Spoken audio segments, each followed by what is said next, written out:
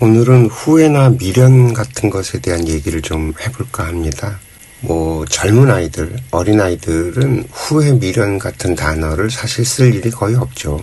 아마도 후회나 미련 같은 것들을 쓰는 나이는 어느 정도 삶을 살고 인생을 좀 어느 정도 경험한 사람들, 이런 분들이 그 후회나 미련 같은 얘기를 할 텐데, 특히나 요즘에 그 영상들 중에 그런 것들이 많이 있더라고요. 죽기 전에 내가 후회가 되지 않는 이런, 그래서 버킷리스트라든지 이런 얘기들도 있고요.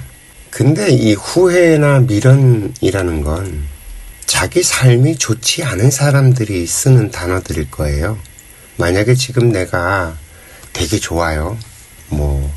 부족한 게 없고 굉장히 만족스럽다. 그러면 후회나 미련 같은 얘기들을 할 필요도 없고 하지도 않을 거고요. 그럼 죽기 전에 후회나 미련이 없는 사람은 그 인생을 잘 살았다라고 얘기할 수 있겠죠. 그런데 그런 사람이 과연 있을까? 우리 인간들 중에 죽기 전에 후회나 미련이 없는 사람이 과연 있을까? 이것도 하나 의문이죠. 이건 모든 인간을 다 검수해서 조사한 게 아니니까 알 수가 없는 거예요. 그럼 너는 어떠냐라고 저한테 물어보면 저는 후회나 미련 같은 게 없어요. 그럼 지금 되게 좋고 행복하냐? 그렇지도 않아요. 저도 여전히 삶의 무게에 허덕허덕거리고 살아가고 있는데, 그럼 너는 왜 후회나 미련 같은 게 없냐? 아니까. 사실 이 후회나 미련 같은 것들은 모르기 때문에 하게 되는 일들이거든요. 대부분 내가 이때 이렇게 했으면, 저때 저렇게 했으면, 그때 내가 이걸 이렇게 했으면 이런 것들이 후회나 미련이잖아요. 결국엔 선택의 문제인데, 그럼 이 선택은 어떻게 하느냐라는 거죠. 어떤 선택을 해서 인생이 극적으로 드라마틱하게 변화가 되는 일이 있느냐? 저는 단언하건대 없다입니다. 그런 선택은 존재하지 않아요. 지금 나의 모습은 그동안 살아오면서 내가 선택한 것들의 총합입니다. 이건 이해가 되시나요? 우리는 매일, 매 순간 선택의 기로에 섭니다. 아침에 눈을 떴을 때 일어날까 말까, 일어나서 바로 운동을 하거나 씻거나 이런 뭘 할까 말까, 아니면 아침밥을 먹을까 말까, 아침밥을 뭘로 먹을까. 선택 아닌 것이 없어요. 아주 자그마한 내 행동들은 끊임없는 선택의 결과들이에요. 그리고 이러한 선택은 내가 알고 있는 것들, 내가 가지고 있는 것들에 의해서 하죠. 나한테 없는 것, 나한테 정보가 들어와 있지 않은 것, 이런 것들은 선택할래야 할 수가 없어요. 선택에 반영이 되질 않아요. 그래서 지금 알고 있는 걸 그때도 알았더라면이라는 이 전제 조건이 불가능하다는 얘기예요. 그때 당시에 내가 그걸 알았다면 그런 선택을 안 하겠죠. 그건 당연한 거죠. 살아봤기 때문에, 지나와 봤기 때문에 그런 생각을 할 수 있는 거예요. 그렇다는 말은 그 경험을 통해서 나는 배우고 성장을 했다는 거고, 몰랐던 걸 알았다는 거예요. 그리고 그 당시에 그 환경은 지금의 나를 만들어주기 위해서 존재했던 거고, 그렇기 때문에 그 과정이 없었으면 지금 내가 이런 생각을 할 수가 없어요. 이 말은 무슨 뜻이냐면, 후회나 미련조차도 내가 경험해 왔던 것들에 의해서 만들어지고 그런 생각이 만들어지는 건데, 관점이 잘못됐다는 거죠. 과거의 그런 경험들 덕분에 지금 내가 더 좋은 방법론, 더 좋은 생각들을 알게 된 거지. 그러라고 그런 과정이 있었던 건데, 내가 지금 알게 된 거는 그냥 거저 생긴 게 아니거든요. 내가 노력하고 이리저리 부딪히고 그때 그런 선택을 했기 때문에 그 과정에서 벌어지는 모든 환경들을 경험하고 나서 지금에 도달하는 거기 때문에 의미가 없는 게 아니거든요. 우리가 착각하는 부분이 그거예요. 과정이었다는 거죠. 지금의 내가 이렇게 성장할 수 있는 과정. 그 과정이 없었다면 지금 나는 이만큼 성장할 수가 없었다는 거예요. 그리고 선택 얘기가 나왔으니까 한 가지 팁을 드릴게요. 보통 우리는 지름길이 있다라고 착각들을 하는데, 물론 있어요, 지름길이. 근데 그 지름길이 내 눈에 보일 때는 멀리 돌아가고 굉장히 불편하고 힘들 것 같이 보여요. 내 눈에 지름길처럼 보이는 길은 막 포장도로가 깔리고 아주 그냥 쑥쑥쑥쑥 지나가고 뭐 엘리베이터를 타면 쭉 몇 층까지 올라가는 이런 것처럼 보이죠. 근데 막상 가보면요, 쉬워 보이고 편안해 보이는 곳에선 내가 성장하기가 힘들어요. 오히려 단계가 촘촘해서 그거 지나가면 그 다음에 어려움, 그거 지나가면 그 다음에 어려움, 그거 지나가면 그 다음에 어려움, 계속 촘촘하게 가야 돼요. 근데 막상 내 눈에 볼 때 조금 힘들어 보여요. 그리고 이거라면 고생할 것 같아 보여요. 근데 그 길로 묵묵히 걸어가면 어느새 도달해 있어요. 그 과정을 쭉 묵묵히 지켜내면 나는 그 결과에 도달해 있어요. 이게 지름길이에요, 오히려. 그래서 내 앞에 뭔가 아른아른거리고 아삼삼해 보이는 것이 왔을 때 선택을 할 때 딱 한번 판단을 해보세요. 사실 어느 쪽으로 가도 상관은 없어요. 촘촘히 가는 거나 먼 길 돌아가는 것처럼 보이지만 힘들어 보이지만 그 길로 가는 거나, 제가 말씀을 드렸잖아요. 내 앞에 오는 선택은 반드시 지금 현재 나의 질량에 맞는, 내 수준에 맞는 것이 오지 내 수준을 넘어서는, 그래서 내가 한 번에 일치월장하는 그런 선택지는 나한테 오지 않아요. 어차피 내가 다 감당할 수 있는데 좀 편해 보이냐, 조금 더 힘들어 보이냐, 그 차이만 있을 뿐이에요. 그러니 계산하지 말고 오히려 내가 뭘 하고 싶은지에 더 집중을 하세요. 내가 어떤 인생을 살고 싶고, 나는 뭘 잘하고 뭘 재밌어하고 뭘 좋아하는지. 그리고 좋아한다는 것도 내가 아예 생판 모를 때는 좋아하고 말고가 없어요. 그게 뭔지 모르는데 어떻게 좋아할 수 있어요. 가령 예를 들어서 영어를 공부할 때 그런 거죠. 영어를 배우는데 영어 단어조차 모르고 발음조차 모르고 아무것도 생판 모르는데 그게 재미있을 수 있나요? 절대 불가능하거든요. 내가 어느 정도 고생을 해서 영단어도 좀 어느 정도 알고 어느 정도 내가 그 발음도 이렇게 하면서 흉내 내가면서 내가 좀 가지고 놀 수 있을 만해질 때 그때 재미를 느끼는 거거든요. 좋아할 수 있는 거고요. 그런 것도 없는데 아예 깜깜한데 좋아한다? 불가능해요. 그런 건 존재하지도 않고요. 다만 이런 건 있죠. 태어날 때 내가 가지고 태어난 재주, 탤런트가 워낙 그쪽 방향으로 특화되어 있어서 딱 보자마자 나도 모르게 쫙 끌리고 막 내가 재밌게 가지고 놀고 이런 거는 있죠. 그거 하세요. 그러면 선택은 그런 식으로 해가는 겁니다. 계산해서 이게 어떨까 저떨까, 이거는 벌써 선택이 눈속임이 껴있다는 얘기거든요. 내가 계산한 대로 절대 이루어지지 않습니다. 이해가 좀 되셨을까요? 제가 저의 어릴 때를 돌이켜보면 전 무식했었어요. 무식해서 저질렀던 일들이 굉장히 많죠. 근데 그 시절에는 다 무식했거든요. 왜? 경험해보지 못한 것들, 알지 못하는 지식들이 너무 많았어요. 우리나라에 그만큼의 정보가 들어와 있지 않았던 시절이었거든요. 근데 지금 태어나는 아이들은 제가 생각하는 것들을 거의 기본적으로 깔고 가요. 왜? 그만큼 정보가 많이 들어와 있고 우리나라에 지식, 정보, 에너지가 꽉 차 있기 때문에 그렇거든요. 이게 눈에 보이지 않는 거예요. 우리들은 물질 그리고 외형적인 것들만 쳐다보니까 빌딩이 막 이렇게 높이 솟아있고 나라에 돈이 얼만큼 돼갖고 이 경제가 어떻게 돌아가고 이런 것들에 생각이 묶여서 실질적으로 우리나라가 어떤 변화들이 일어났는지에 대해서 잘 판단을 못하는 것 같아요.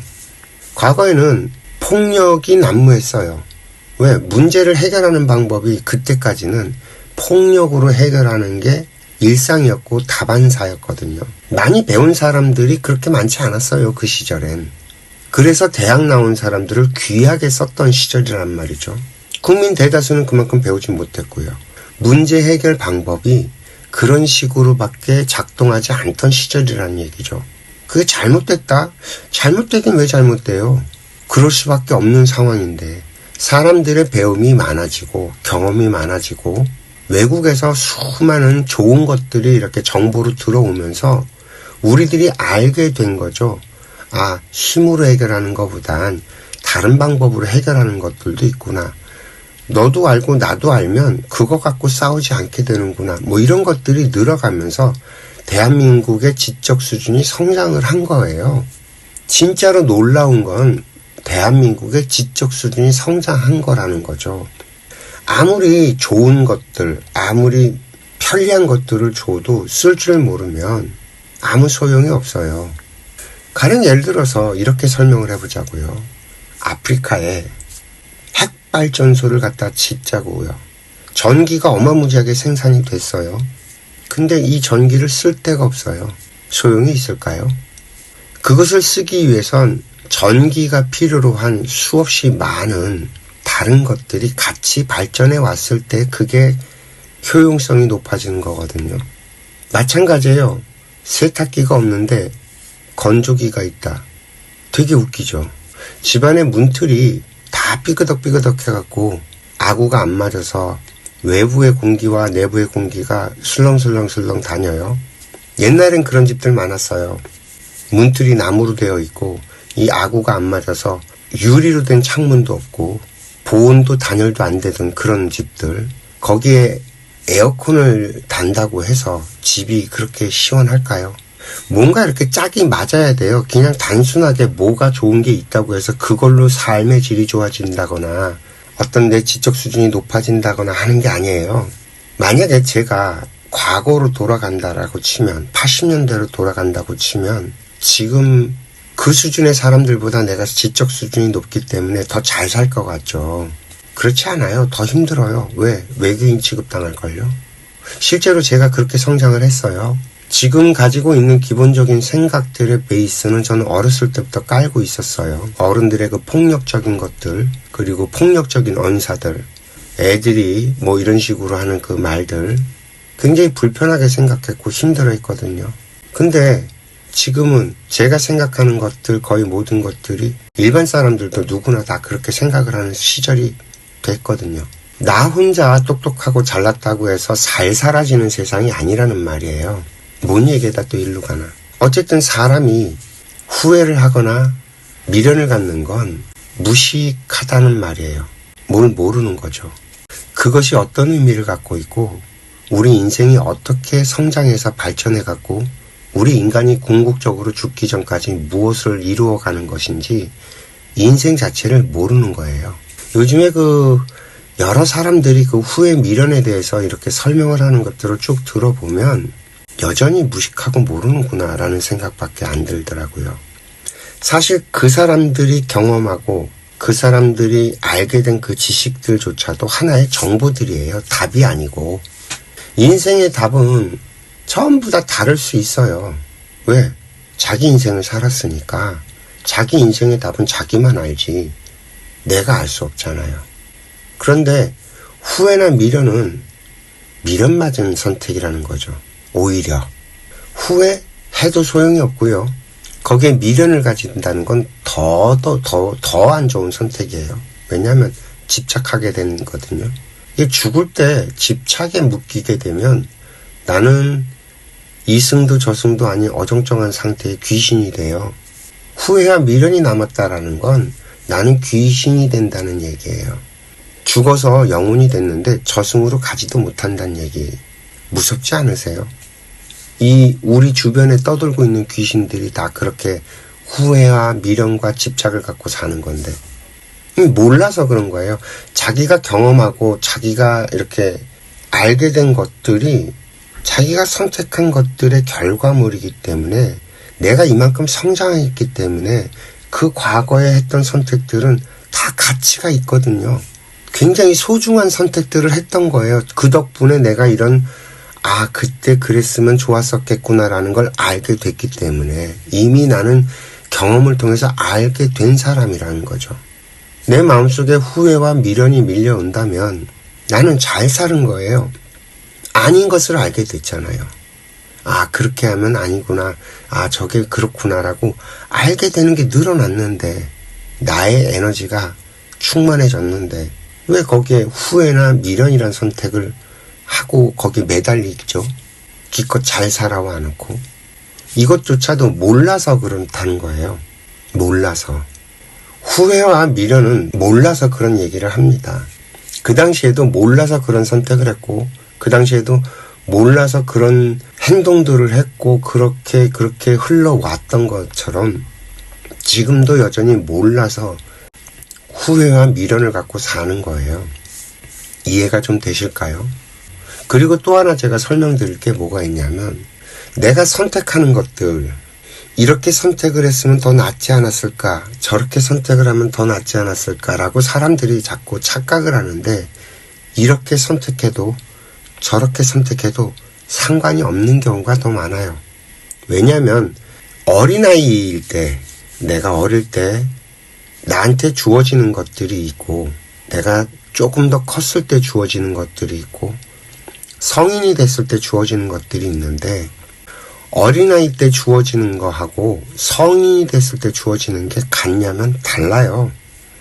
이 말은 지금 내 앞에 주어지는 선택지는 내 수준에 맞게 오는 거라는 거예요. 이게 좀 이해가 돼야 되는데, 내가 어떤 선택을 하든 에너지 질량이 비슷하다예요. 더 좋은 선택, 더 괜찮은 선택, 더 어마무지하게 어떤 기회, 이런 건 존재하지 않아요. 존재할 수가 없어요. 가령 예를 들어서 내가 100만 원짜리를 벌 수 있는, 내가 100만 원을 가지고 놀 수 있는 실력이에요. 근데 나한테 100억, 10억, 억 단위의 돈, 그런 사이즈의 어떤 일감이 나한테 온다? 절대 그렇지 않아요.